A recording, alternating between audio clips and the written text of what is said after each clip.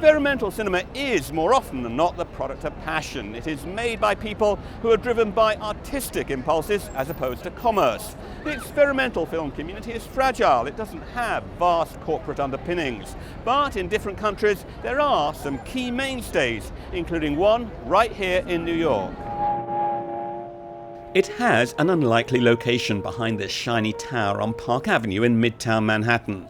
It's the Filmmakers Cooperative, the largest distributor and archive of experimental and underground cinema in the world. Keeping an eye on everything that's going on is its current leader, SERRA.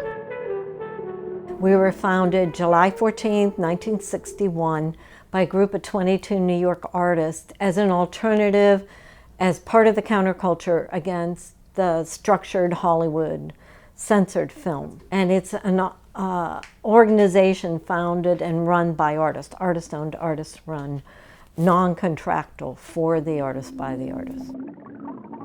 In its archive, the Co-op holds some 5,000 films. Many are classics in the world of experimental and avant-garde cinema. One of the most significant films and seminal films and important films that we have in our collection is Meshes of the Afternoon by Mhdking.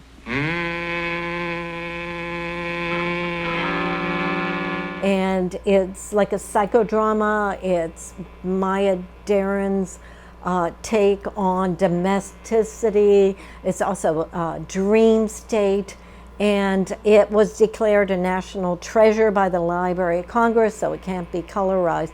Mhdking is one of the most important women filmmakers in the collection that's well known and recognized across the culture.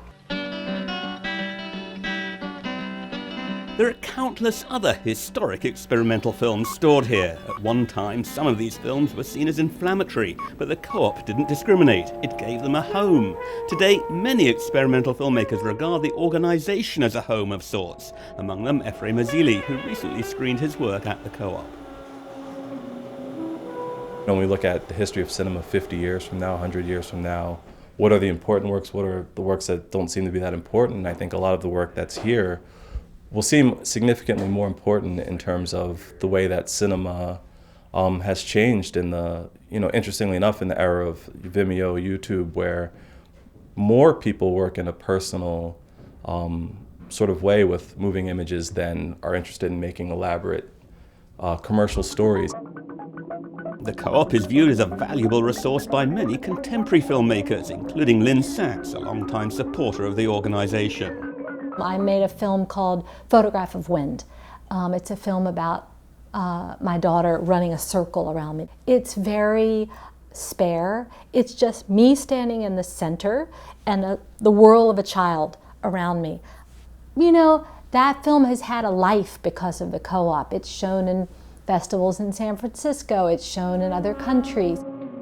For the Co-op, getting the riches of its archives out to an audience is imperative. It's now committed to digitizing its library, much of it made up of celluloid films, so it can be readily accessed from around the world.